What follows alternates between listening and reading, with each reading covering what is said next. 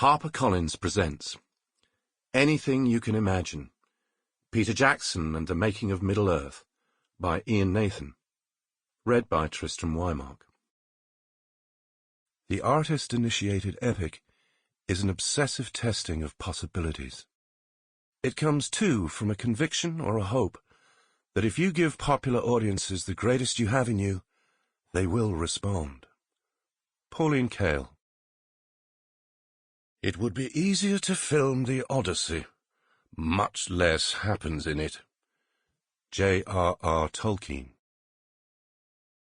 Foreword. It feels like there was life before and after. I can remember the first time I saw Gollum, a finished Gollum. It was the sequence by the Forbidden Pool, where he turns around to see Frodo and he knows something's going on. It's almost like an animal instinct. You can sense it. It was absolutely extraordinary. You don't know. You could never know. Here, finally, was the first proof that a level of psychological and emotional detail could be conveyed through ones and noughts. That thought could be conveyed through the combination of my performance and what they were doing at Weta Digital. I could sense that thought. I could feel that was exactly as I played it. That was incredibly gratifying. Then I remember seeing the Two Towers for the first time. It was in New York. I was with Miranda Otto, Bernard Hill, and Carl Urban.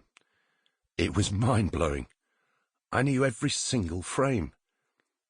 I sensed that my life was never going to be the same again.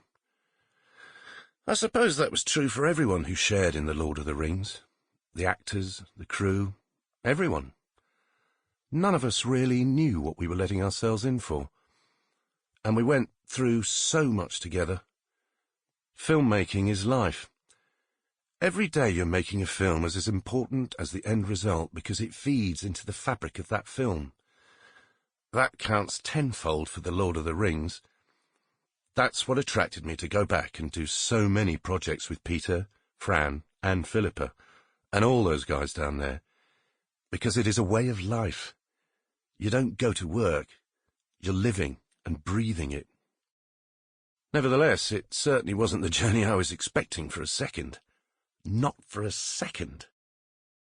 Adding together both The Lord of the Rings and The Hobbit, I've celebrated 7 different birthdays in New Zealand. The first one was literally only days after I arrived. We were up at Ruapehu, shooting Mount Doom. That was pretty cool. We were staying at the Powderhorn, which looked like an alpine chalet. It was lovely. They made me a cake. The most memorable one was when Pete gave me the ring for my birthday, and on the same day asked me to be in King Kong. That was on an Easter Sunday. Other ones came and went in so many beautiful places. I still feel deeply connected to New Zealand. The beauty there is almost overwhelming. I was very into the outdoor life, walking, hiking, and kayaking whenever I could. The whole experience was very spiritual. That country, root and branch, mountain and valley, is the soul of the films. Moreover, I also can't express how honest and open the people are, how much they made us part of their community, and gave us such a good time.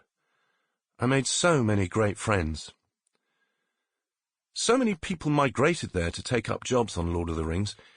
It created a film industry there. In the end, though, all roads lead back to Pete. And Fran, and Philippa, of course. Pete is the most fearless director I've ever met. He has shared so much with me, taught me so much. I've said it often, but there is something truly maverick about him. An indie filmmaker working on the biggest scale possible. That's what it always felt like. We were shooting these personal little indie films. These extraordinary films are an expression of who a person is. Pete is also such a visionary, just breaking barriers all the time with this marriage of technology and artistry. I remember the glint in his eye when I first met him, so many years ago in London. Sample complete. Ready to continue?